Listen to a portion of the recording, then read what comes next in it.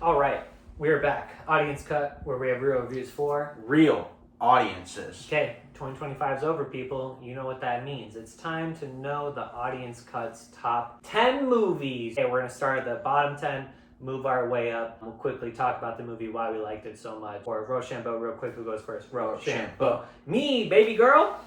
We had number 10, Train Dreams. Okay, I heard about this movie. It's a Netflix original movie, which made me automatically not want to watch it, but I watched it anyway, and fucking by golly, it might win best cinematography. The movie's about this guy surviving in the middle of the woods, doesn't really like technology, he's a tree cutter, his family goes missing, I'll say, I don't want to spoil the movie, and it's just so beautiful, dude. Just like, it made me want to go outside and touch leaves, dude. That movie's so good, so good. What's your bottom 10 or Dude, top 10? My number 10 movie of the year is Guillermo del Toro's Frankenstein, starring Jacob Elordi, Oscar Isaac, and Elordi. Dude. I don't care about his last name. I care about his performance. Oh. All right. He was was great. I thought the movie was great, well written. I thought the world in which this Frankenstein was taking place was absolutely beautiful. Guillermo del Toro is a visionary, creates a lot of great movies, and I just, have a lot of good things to say about it. All right, my number 9 is Marty Supreme, which might be kind of low, okay? But I did really like it. I just liked movies a little bit more than Marty Supreme. They're still ranked the exact same, 4.5 stars moving forward, but I did truly like Marty Supreme. I just kind of wanted more from it, I wanted more repercussions. I wanted more craziness going on. But it's a movie that I think I would just like even more upon further rewatches. So for me, we're going to hop over the ocean for my number 9 film, and we are going to talk about No Other Choice, all right? No Other Choice, a fantastic movie directed by Park Chan-wook. Was that racist? Tell us in the comments. Yeah, if I pronounce Jacob's last name wrong, there's no shot for this one. But yeah, directed by the same director who did Old Boy. He did Handmaiden.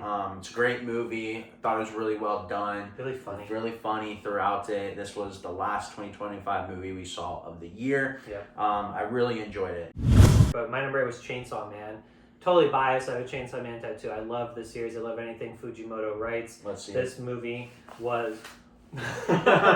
This movie was so beautiful. It's the Reze arc, which is one of my favorite arcs in Chainsaw Man. Chainsaw Man presents itself as this silly, stupid, nothingness of a show, but it's truly like a psychological analysis of a kid that has nothing, where he's trying to sell his own body parts just to stay alive. And Reze, oh my god, it's so beautiful, dude. Go watch this movie. Go watch anime. Hopefully it comes out on Crunchyroll soon. Yeah, so for my number 8, I have my Greek brother, Yorgos Lanthimos. And I have Begonia, all right? Begonia, fantastic movie starring Emma Stone, Jesse Plemons, as well as Stavros Hykias, another Greek brother of mine, the comedian. Thought it was a great movie. I thought the story was compelling.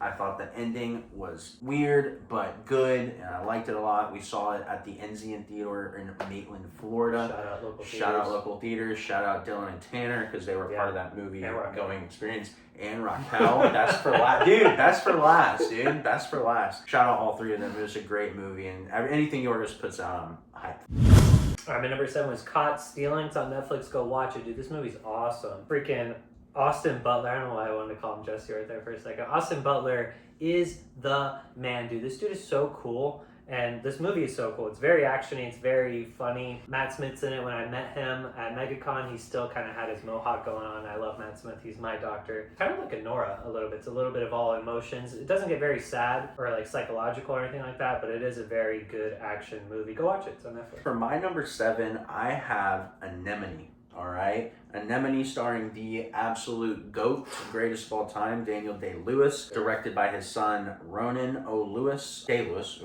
Ronan Day-Lewis. Also starring Sean Bean, Samantha Morton. Awesome movie. A lot of people rated it really low, and I think a lot of people just don't like having to sit through movies that aren't immediately punching people and sex, violence, and rock and roll. I think this is a movie. It's a slow burn, but it's slow burn because of a reason. It puts you in your place. It makes you sit in uncomfortable experiences, and I thought it was great. Thought the acting was great, all that stuff. Speaking of great acting, my number 6 is Hamnet. Oh my god, dude, this movie, she's winning probably best actress, not gonna lie to you, Jessie Buckley. Also gonna be in The Bride for 2026 going forward. This movie's so beautiful. Shakespeare's son died from the plague when he was 11. Hamnet, same thing as Hamlet, the way language worked back then, it was kind of interchangeable. A very, very sad movie. I think 2026, my top like 5 movies, or top 6 including this, were like what hit me in the feels the hardest. There's so many good feels movie. Last year was very actiony for me. God damn, dude, Hamnet was so good. It's so sad. At my number 6, I had the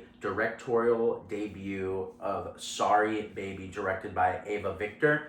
An absolutely gut-wrenching movie, start to finish, just brutalizes you. Again, just a movie that makes you sit in discomfort because a lot of other people have to go through a lot worse. Story like this that should be told and needs to be told is just absolutely amazing. The casting was great.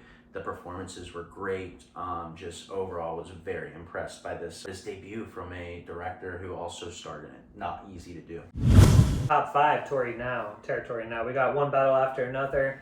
Anytime Leonardo DiCaprio can be a little silly, I'm in, dude. If he has very quotable lines that are stupid and kind of funny that I want to say to Luke, can't say those. This movie's great, dude. Obviously, it's getting a lot of Oscar attention. The direction's great. Paul Thomas Anderson. My first Paul Thomas Anderson I've seen in the movie theaters. Amazing movie. Go watch it. My number 5, cracking top 5, was Aaron's number 6, and that is going to be Hamnet. All right. Great performances, like you said, Jessie Buckley, Paul Mescal, just amazing. The kids in the movie were great. When a kid actor is on point, you know the movie's set for success. Definitely very sad, tumultuous, rips your heart out in different places, but had an ending sequence that was for the books. To be or not to be, dude. That is the question. Or not to be. That's what they say. My number 4, okay, is Rental Family. I knew straight from the trailer that this movie was gonna hurt me, and it really did. I teared up in the movie theater. I gave it a perfect 5 stars. Oh my god, dude. The stuff that is in this movie, what the subject matter is about, is real in Japan. Oh my god, dude. This movie is just everything. Go watch it. We got the GOAT, Brendan Fraser. I hope it wins something, dude. This movie is very special to me moving forward. My number 4 is going to be Marty Supreme, dude. Marty Supreme, directed by Josh Safdie, one half of the Safdie brothers. The movie was it was a thrill ride, you know, the entire time. It's a roller coaster of emotions like any typical Safdie movie. You have a lot of crazy things going on. You have decisions that come to bite people in the end. Timothy might just do it this year. I wouldn't be mad about it. Might just get his nomination and win, and you know, I would not hate that at all. Fought a vampire, dude. Dream big, baby. Dream big.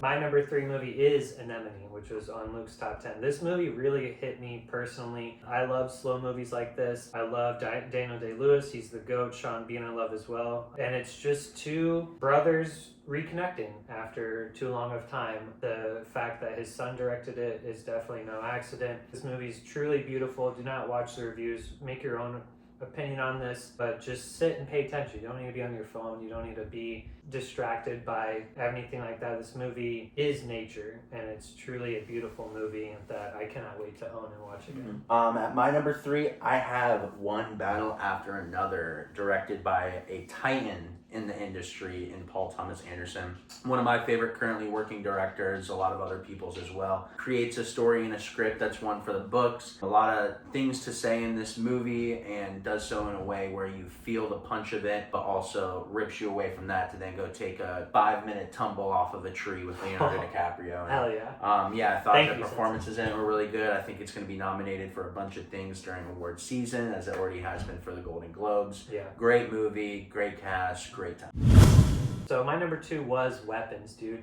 For some reason, all the TikTok film bros are now saying this movie's not good. This movie is awesome. And in my opinion, it's dealing with like the older generation and how they are just like in our way as of succeeding as a human species, and they're kind of like a bad influence on the current generation, that they're holding us back, and that's what the movie's truly about. It's obviously also about school shootings. I thought this movie just kind of went over people's head. It was the scene with the car and the getting into the car. I don't want to fully spoil it, but oh my god, in the theater, you could have heard a pin drop a pin, dude. That's how silent it was. God, Your number 2. My number 2 was Sinners, dude, directed by Ryan Coogler.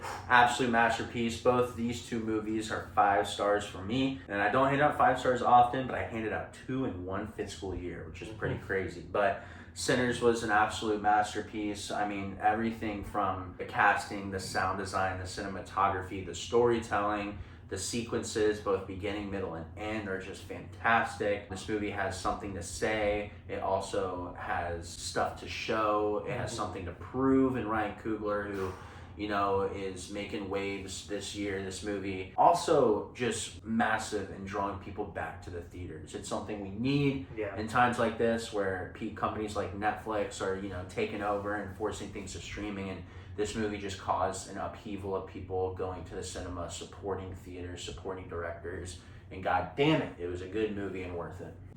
My number 1 is Sinners. I thought it was a masterpiece from start to finish. It probably losing best song to that K-pop Demon Hunters movie is ridiculous. That scene in particular is beyond beauty itself. It has a lot to say about generational corruption, as well as like the way that we oppress people, which makes it think that it's okay to do that. This movie has so much to say. Ryan Coogler is a god right now, and it's amazing. My number 1 is, of course, Weapons, which is directed by Zach Cregger. Zach Cregger is going to be known for doing movies like Barbarian, as well as Resident Evil. An absolute it's a great movie. He's a wild genius. And this is my type of movie. In a way, if I was a director, this is how I would want to tell stories. You know what I mean? This is a movie that he created to help cope with the death of a close friend.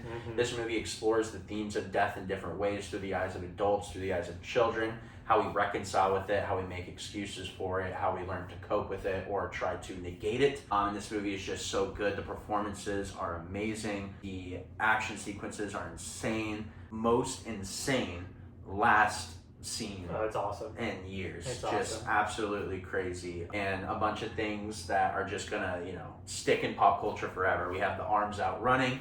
We have Gladys and her story. We have the breaking of the there's just so much that's gonna supposedly transcend. a prequel series is getting thrown around. We don't know if it's confirmed. Don't know if I love that, but I love this movie. We love you. We out.